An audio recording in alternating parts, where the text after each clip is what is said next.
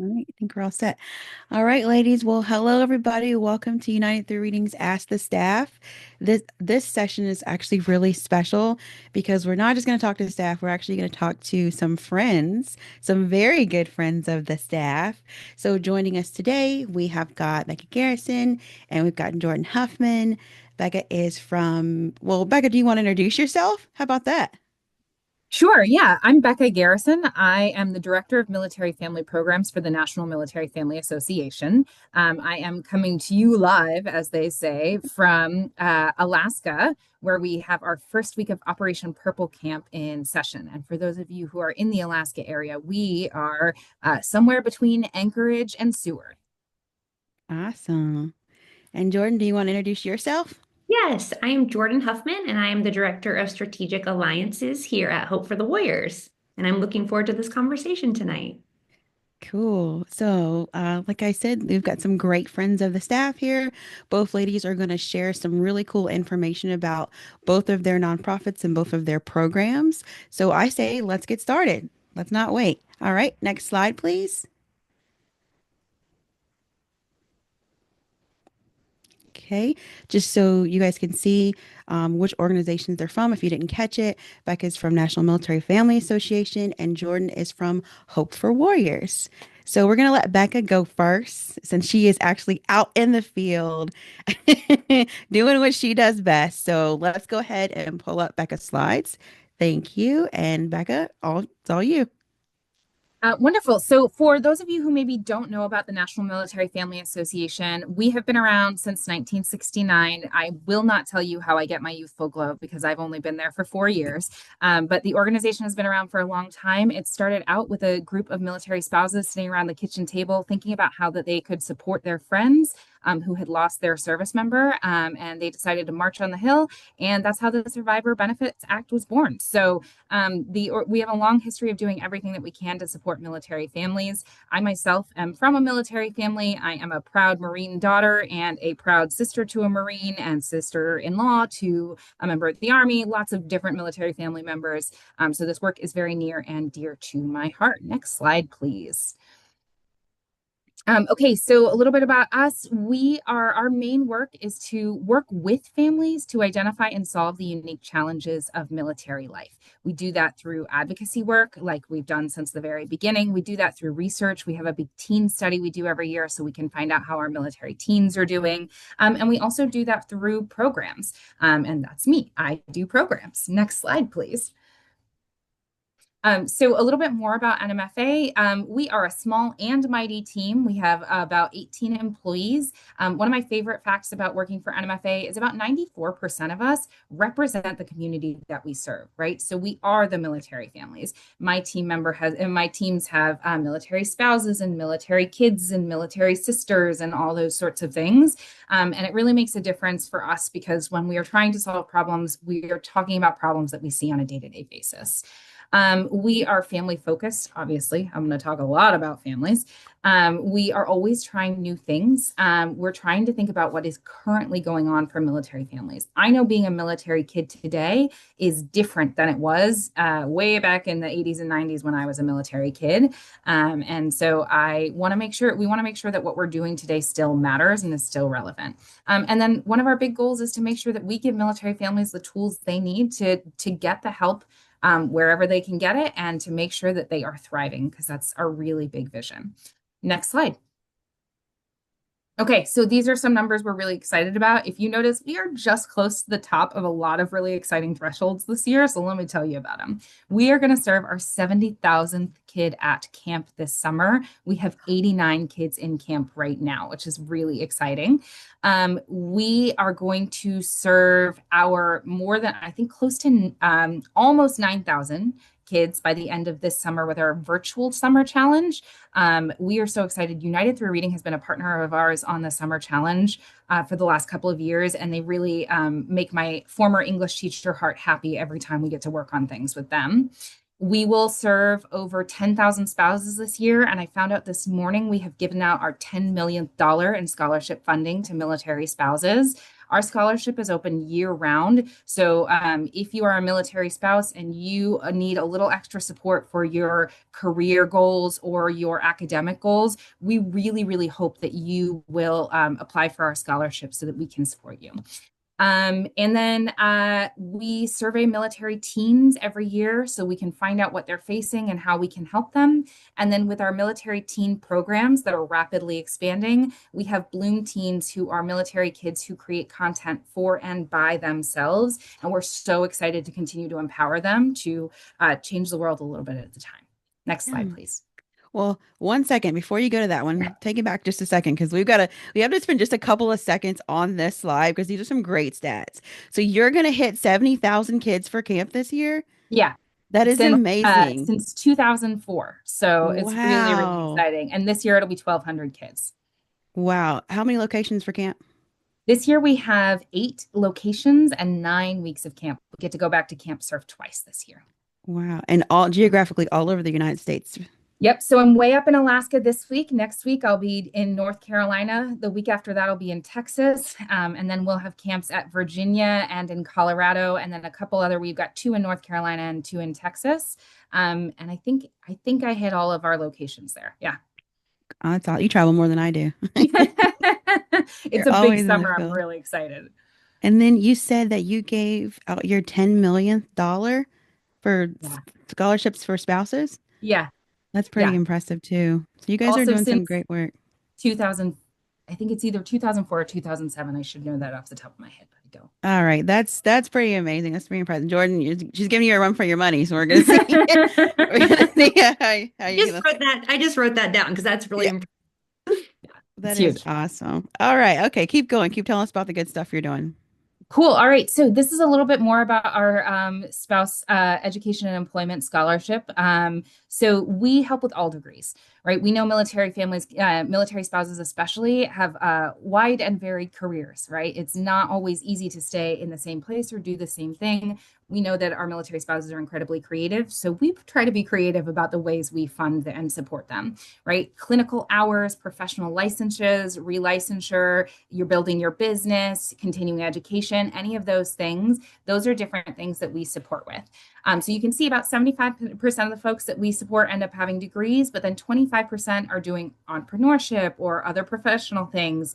You can see the folks that we end up supporting the most. And this is not going to be a surprise to all of us. But I always like to talk about how when we are serving military spouses, we are serving so many people who are looking to do helping work, who are also serving in different ways, nursing, mental health, and teaching. And it makes me really, really proud to be a member of this community when I see the work that that the folks that we are supporting are choosing to do. You are powering our entire country.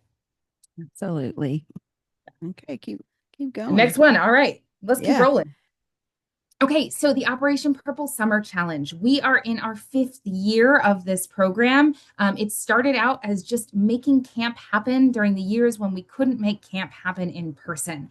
And it has evolved into so much more because what we know is our military families are in many, many different places. And there are many more of them than we can serve at the 9 weeks of camp that we have this summer. And we want to make sure that everybody has a chance to have a little bit of fun. So what this looks like is 8 weeks of excitement. And it starts next week. We have been able this year to send out 1,500 adventurer kits to over 780 families who are going to be able to join us this summer. Even if you didn't get an adventurer kit, you can still join us. I think we're at 1,300 registered for the summer, so we are very excited. Nice. You can join us for live adventure club sessions. I was just talking to the good guides a few minutes ago, and they are so ready to hang out with your kids virtually and do fun activities every week. Or you can just do the challenges on your own as a family.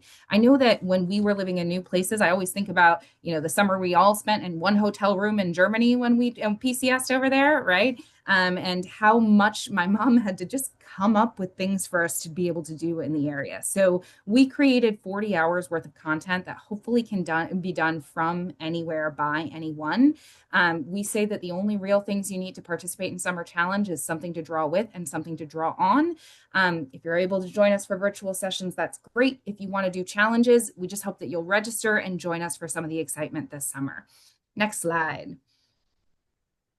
So we are so excited. Again, this is my chance to say a huge thank you to United Through Reading because they gave us 1,100 books to send to families this summer. Most of those have already gone out the door, right? So those are in the hands of families all over the country. I actually checked. We sent a book to every single state, and a significant number of the APO FPOs as well. So we've got them in a couple different countries and everywhere else, but it was really cool to see that that was in our first 1,500 kids registered.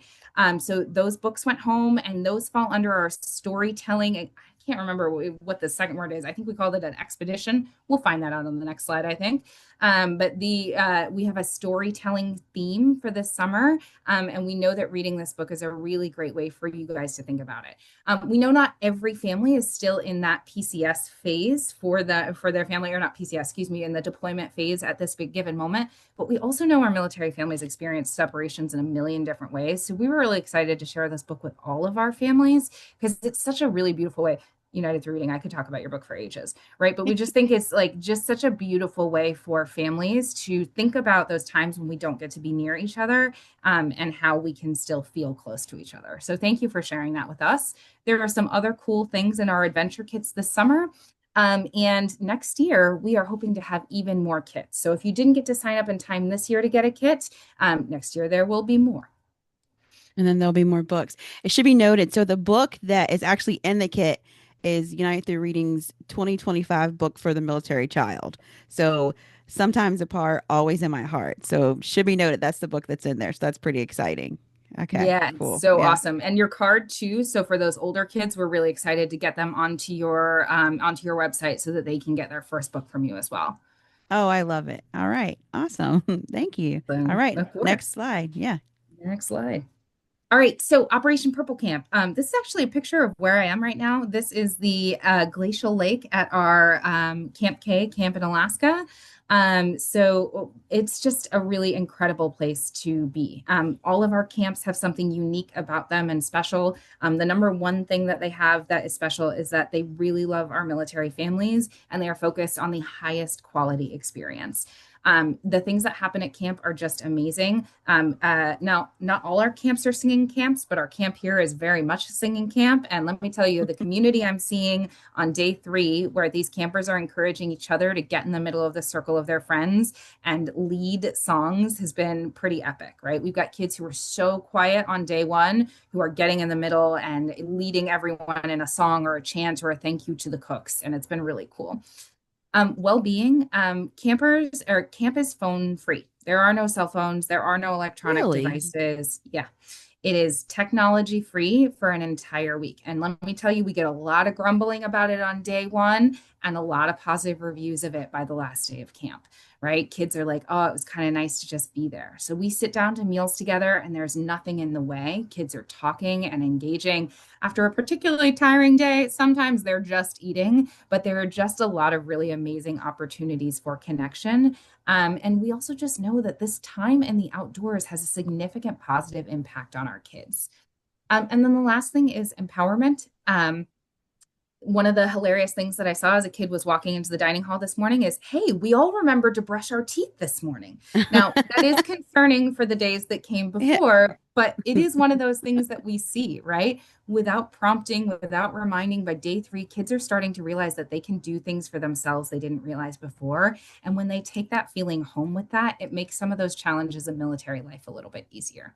A little dental empowerment. That's I right. love There we it. go. A That's little dental. this. Hey, I'm here for it. I mean, Yeah, you've got right. Listen, mountains. we talk about it all the time with parents. We say, one of the routines you might want to practice before your kid goes to camp is hygiene. Do they know how to do those things on their own? So it's really great. All right, next slide. Okay, so the last group I want to talk about today, as I said, we have rapidly expanding military teen programs. We obviously have teens who participate in all our Operation Purple programming, but we also have had the honor over the last few years to bring on Bloom, which started as an organization for and by military teens and is now a program of the National Military Family Association. It is run by teens and for teens. There's a really amazing group of young people that are running this. They have content across all of the platforms. They have an amazing webpage and blog. And what they are doing is they are talking about what it is to be a military teen. They are creating a space for other military teens to feel connected and heard. And they're really building out some strong opportunities for leadership as well, right? So you'll see that, if you look at this Bloom website and you check out all the roles, everybody's got a job at Bloom and everybody is contributing in some way. And it just it's a huge difference when we talk to the kids about how they feel about each other, about how they feel about getting to know that there are other folks that share their experience. And they are always looking for guest submissions and they're putting out great content about military teens. And they support us when we do our military teen survey to help to tell this story behind the numbers, right? So if you go to their website, they have a really great teen I think it's a field guide to the military teen is what we call it, right? So there's some really great examples in there for you if you're working with your teen or for the communities that you're in. That's something you can share with schools and whatever else to say, like, this is what our military teens wish that we could do to support them. That's awesome. Yeah. This is really cool to see because, over at UTR, our resources go 0 to 18. And so obviously our literacy guides do reflect that, and so do our book selections. But I feel like some people forget that there's a such thing as a big military kid. And I have one. So it's really cool to see stuff like this to know, like, hey, there are great things out there for our big military kids. So that's pretty cool. Yeah, absolutely. They're a cool group of kids. Yeah. I think that's all of my pieces. Is that my final slide? Yeah. There it is. Great. So if you have any questions about any of the things that I shared, this is the email for our main line. So especially if you have an advocacy or research question, it's great to email that info. You'll probably get to someone a little bit faster this summer than you'll get to me. But if you have a question about any of our programs, please don't hesitate to reach out to bgarrison@militaryfamily.org. I will reach out to you as quickly as I can. We are always excited for the opportunity to serve more families, new families, the same families again and again. And hearing from you and what's going on with you is what allows me to make our next program a little bit better. That's so awesome. I do have a couple questions for you, just out of curiosity. Just out of curiosity. How many kids are usually signed up or attend each session, Of each camp? camp session? Yes. It depends on the camp. So our camps vary pretty broadly. So this week we have 89 kids at camp. When I head to Camp Cullen the week of July 4th, there will be 250 kids on site. Okay. So it just depends on the size of the camp and the region you're in. Okay. And the kids are coming from that location. They're not coming from somewhere else. It's serving the kids that are local to that installation or location. So our primary goal is to serve local families in the area, but we Mhm. don't actually do any address restrictions because we know our military families spend summers in different ways. I spent most Okay. of my summers at my grandmother's in Missouri as a kid, so for me to go to a Virginia camp wouldn't make sense. We let people pick one location to apply to, and that's where we focus that energy. So if they're spending summer in Texas, even though home address is somewhere else, you can apply to the Texas camp. All we ask is that parents be in the vicinity, right, in 4 or 5 hours of driving distance, so that in the incredibly rare case that there's an emergency, they can be there to pick up their kid. Oh, that is good to know. That is good to know that they have that address freedom. Oh, wow. Yeah. Okay. All right. I could probably have a million more questions for you. I could go down the line, like how do spouses apply for the scholarships? How do you get to this? How do you get to that? But I think the best thing that we can do is go to militaryfamily.org. Absolutely. Yeah. And all of that information should be there. And if it's not, let me know because it should be. Yeah. I actually Okay. had a question real quick before we move on to the next one, because I was Mhm. taking notes as well. Is there an age range for the purple camp? Yes. So every camp is different. We have camps sort of stick to the age range they use for the rest of their summer because that's what their staff are prepared for. The camps vary. This camp that I'm at right now is ages 6 to 17. Oh, let me tell you, 6 to Whoa. 17 is a wide age range, and Yeah. it's really impressive that the kids do a great job regardless of the age.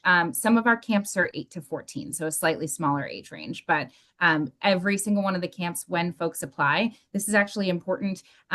Applications open in February and they Oh, wow. close in March. We keep our wait list open till May because military families have a lot of things change. And so we keep that wait list open so that families might have a chance to get in after that.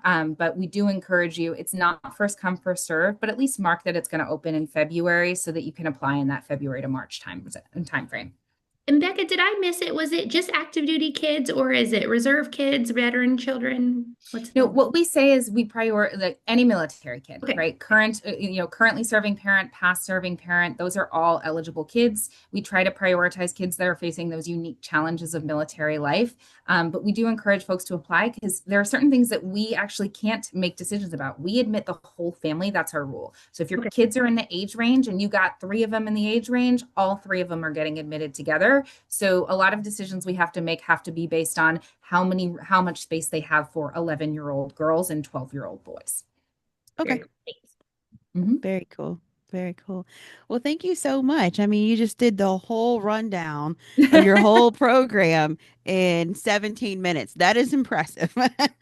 Very impressive. I know you got to run back to camp for sure. All right. Mhm. Okay. So, Jordan, you are up. Do you want to tell us all about Hope for Warriors? Yes, I would love to. Okay. But first, I just want to say thank you to Becca. That was a great presentation, being a military mom myself and how I have kids in the camp age range. They're actually going to their third summer of sleepaway camp in a couple of weeks. So I love what you all do in addition to your other programs, but I loved hearing about your camp and I hope you have a great rest of your summer at all those different camps.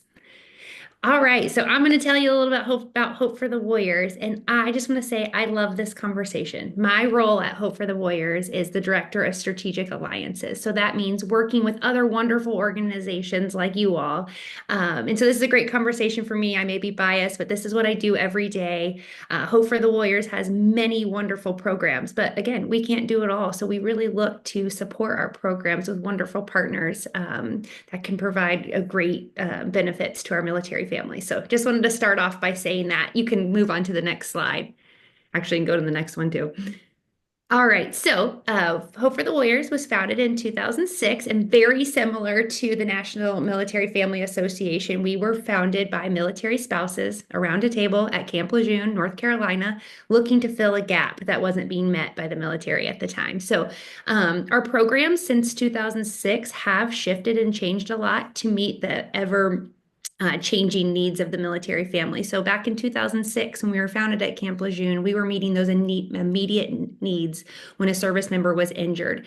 And as time has changed, our programs have changed and shifted to move along with those needs. So I love to hear what those military spouses can do and what kind of programs they can find and create to help fill a need. So I loved hearing you say that, Becca. You can move to the next slide. All right, so our mission at Hope is to ensure that all members of the post 9/11 warrior community receive the restorative supports that they need to overcome challenges that impact the health or general well-being.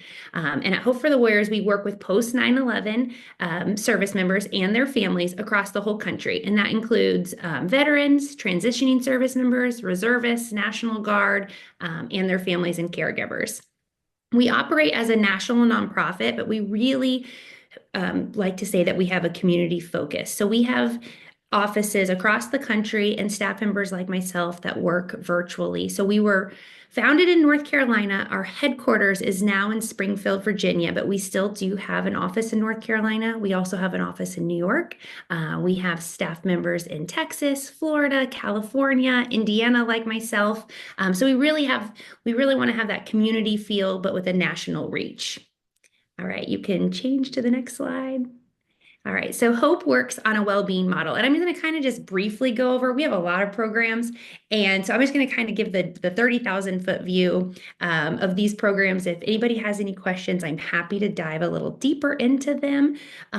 But I'm going to just keep it kind of simple just so you guys, I don't talk longer than 17 minutes like Becca. I'm going to try to, maybe I'm trying to get mine shorter than Becca's. We'll see. I don't know. Sometimes I talk a lot, but so we operate on the well-being model and we have six domains. We have six domains of well-being. There's mental and physical.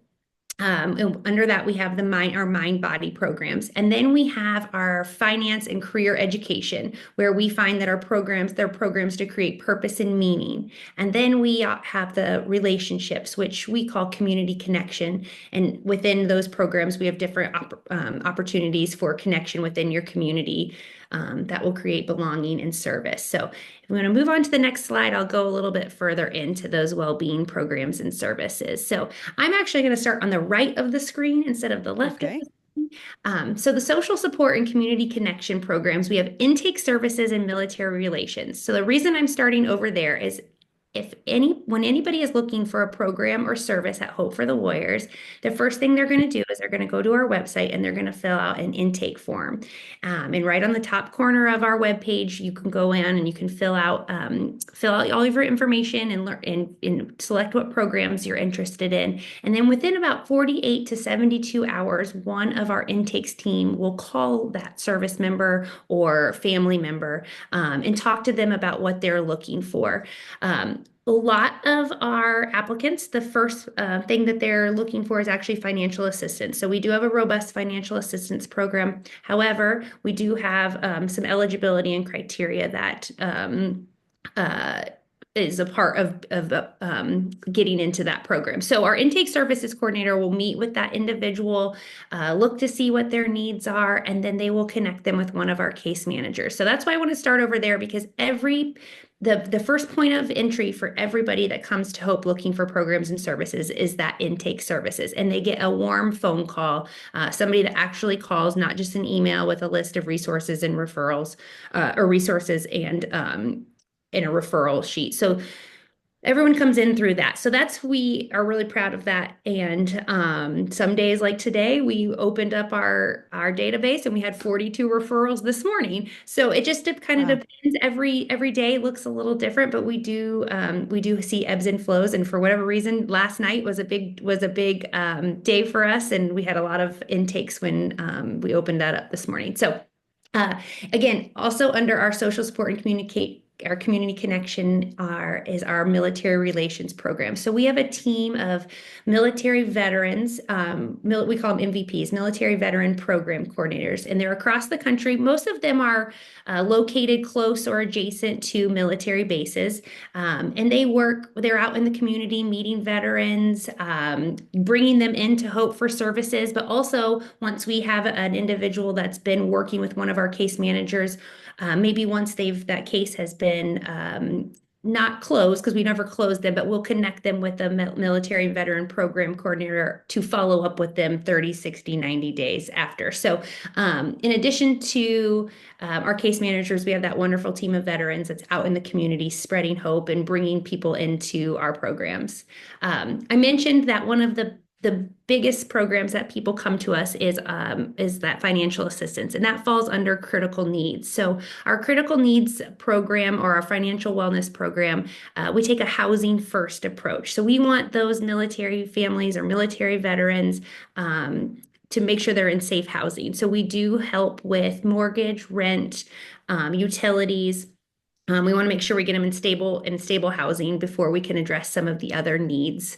In addition to the financial wellness and life roles, we have our Warriors Compass program, which in there is a transition program. So if somebody is either transitioning out of the military and looking to go back to school or start a career, we can work with those transitioning service members. But it doesn't even have to be right after that initial transition period. It can be 5, 10 years down the road, a veteran that is maybe looking to make a change in careers or go back to school, or a military spouse looking for that. And so you can work with one of our career coaches. I think we have 4 certified career coaches now that will help with resumes, interview prep. It's not job placement, but they will help do some job searching with them. In addition to that, I won't have those great numbers that Becca has. We have great numbers. I just don't have them off the tip of my tongue. But we also have a spouse and caregiver scholarship program. So we have a fall scholarship and a spring scholarship. We just closed the fall scholarship application, but it will be opening soon for the spring. So if you know of anybody that is also looking for multiple scholarships, you can point them towards Hope. And just like Becca's programs, we have an array of different scholarships for military spouses and caregivers, everything from trade school all the way to master's degree programs. And then under our physical and emotional wellness, we have a couple of different programs. We have our clinical support services. So, like I mentioned, we have case managers, licensed clinical social workers that are there to support our military families. We also have Team Hope for the Warriors, where we are working with individuals to get them connected in their community through sports. And then we are a host site for a Cohen Clinic. I don't know if you all are familiar with the Cohen Clinics, but we have a brick and mortar mental health care facility in Jacksonville, North Carolina, where we were founded. So that was very like brief and all over the place. We have a lot of programs, but I wanted to give you an idea of all the things that we do. And if anybody has any questions, feel free to ask. If not, you can find out more on our website.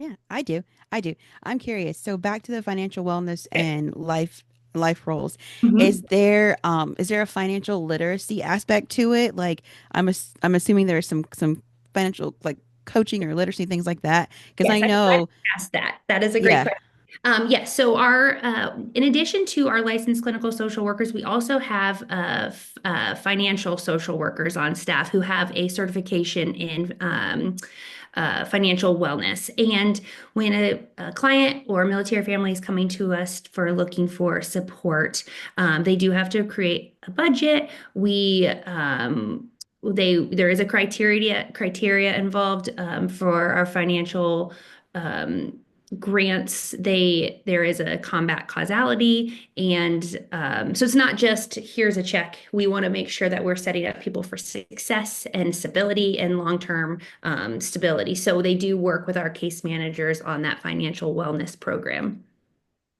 Awesome. Okay. That's cool. All right. Next, there we go. She already got to it. Yep, these are some overall impact numbers. You can see they're all served all time. Our 2024 numbers there, which in 2024, we had a 23% increase from 2023, and that just keeps continuing to grow even into our first quarter of 2025. Those are some amazing numbers, Jordan. Yeah, They're amazing. we've done a lot in our almost 20 years. We're about ready to hit our 20-year mark in Yeah. 2026.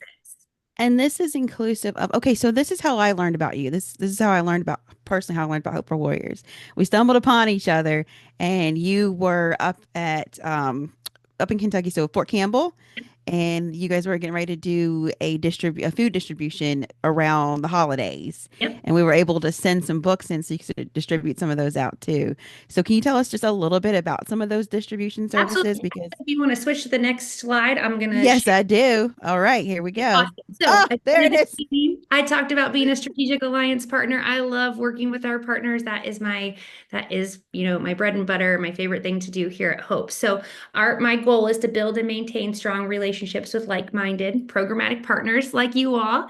And so I just put some of the things that we've been able to do and been able to share your books with that have just added so much to some of our events. So um, like Penny said, you guys contributed books for our Fort Campbell holiday food distribution in 2024. It was such a great addition. We do this right before the holidays. We do it in a really fun way. We make it more like a holiday event. It's a drive-through food distribution. We have people giving out hot chocolate. We have gift cards to the commissary. We have gingerbread houses for the kids to design. And then being able to give them a book. And some of the kiddos were in the car, so they got the book right away. But other parents were taking it home to wrap up as a Christmas gift. And it was just such a great addition to add to the families. And so we were so thankful for that. We also worked with you all. We did in 2024 for the month of the military child. We hosted an event at the Fort Myers CDC where we were able to give out books to all 250 families that were receiving care at the CDC. And we actually did that again this year in 2025. And we're gearing up for another holiday food distribution at Fort Campbell as well as in Tampa. And then new this year, new one that we're working on with Penny is Hope for the Warriors is a part of the family programming for the Department of Defense Warrior Games every year, which this year is being hosted in Colorado Springs. And we work very closely with the Fisher House Foundation, and we provide resiliency activities for the children of the families that are there participating. And so this year we're going to add your book into each one of the packs for the about 50 kiddos that will be there supporting their parent or loved one in the Warrior Games. So I've got a couple pictures you can see down there in the corner. There's the one from Fort Myer with your books on the table, and then the holiday food distribution. And then this was from the year that you guys, the book was Ties Travels. I didn't have a new picture of the new book for this year to add. It's quite all right. Well, I'll tell you what, I wish that I could come and see you out in at the Warrior Games out in Colorado Springs. I'm not going to be able to come to that. However, I have cleared my schedule. I'll see you in Tampa in December Good, to help good. pass out these books. I will see you over there. Awesome. We're thrilled to have you there. And we are just so happy to be able to partner with you all. And we really appreciate you giving us this time to share our programs and services and the way we get to work with amazing partners. I was Absolutely. trying to come off mute, and that's why I hit the next slide. But I was curious, as someone who's never experienced it, could you tell us more about what the Warrior Games are? Oh, it's so fun. It's such a great event. And this, I think, will be our 10th year. And again, we work with the family programming. So we work with the Fisher House Foundation, who hosts the family programming. And so there's tons of families there watching their loved ones participate in the games. Think kind of like the Olympics, but for the wounded, ill, and injured, and they're competing against the other branches of the military. And some years there are actually some other countries. In the past, there's been Australia. One year there was Ukraine. It kind of depends on who comes each year. I'm not sure who will be there this year in Colorado Springs, but the whole family comes. It's, there's an opening ceremonies and a closing ceremonies, and the Fisher House provides a hospitality suite during the day for the families to kind of come in and just like, it's a long day of cheering on their loved ones. So it's a nice place where the families can come in and kind of just chill out. There's lunch, coffee, and then we have different resiliency activities going on for the kiddos, whether that's breath work and beading or rock painting. And this year it's taking place at Colorado College. So we thought it'd be really cool to pull in that literacy piece and have books for the kids and do some different activities around the book. So we're really looking forward to it. It's a super fun event. It's very busy. It's very long. It's probably like, it's only 2 weeks, so I'm just thinking about Becca doing camp all summer long, how exhausting that is, because it feels very exhausting just in those 2 weeks, but it's probably like the camp. You're just busy from sun up till sundown. That's so cool. I'm glad you get to be a part of that. It's very fun. Absolutely. We're thrilled to be able to give out your books. Yeah. Well, you did it in 19 minutes. Oh, gosh, I was too over. Sorry. No, I'm teasing. I'm teasing. It actually, now that I think about it, it was 5:20, so 5:21, 16 minutes. All right. 16 to, oh, okay. All right. It's exciting. Okay. Okay, ladies. Well, I'm just so glad that you decided to come and hang out with us today and just share some of the great work that both of your organizations are doing because you're both doing amazing things. I'm glad this is being recorded so that people can go back and be able to kind of reach out to you and really get in depth. Because honestly, I've been hanging out with you both for a while now, and I learned some new things that I didn't realize that your orgs were doing. So that's pretty cool. So thank you for definitely hanging out with us and just being friends of the UTR staff. Thanks so much for having us. Yes, Yeah, thank you. absolutely. All right. Well, I think that's it, right, Tanya? I think that's it. Unless Unless there are Melanie, any other questions or yeah. anything that Becca or Jordan, you like just remembered, oh goodness, I wanted to mention that because I know I've done that. I finish up and I say, oh wait, I forgot to say this. I guess I did forget to once say one thing, but it hasn't necessarily have anything to do with hope. But I found out about you all. One of my good friends did a podcast for you, maybe, I don't know, a couple years ago, talking about United Through Reading, and she sent it to me like, "Oh, listen to my new podcast I did," and I just from the moment I heard that, I was so intrigued by your mission, being a military mom. We do a lot of reading at our house. The first time my husband deployed, my son was 2 weeks old. We recorded a book that we listened to every night, and ever since that podcast, all those years ago, prior to me connecting with Penny, I have always felt very connected to your all's mission. So keep up the good work. I really love what you all do. Thanks, Jordan. This is full circle, is what this is. And now we're just paying it forward together. I'll definitely see you in December in Tampa for Yeah. sure. Florida in December from Indiana. That sounds like a wonderful plan. I'll be there. All right, then. Cool. All right. Well, I think that wraps it up for this session of Ask the Staff, which is really Ask Friends of the Staff.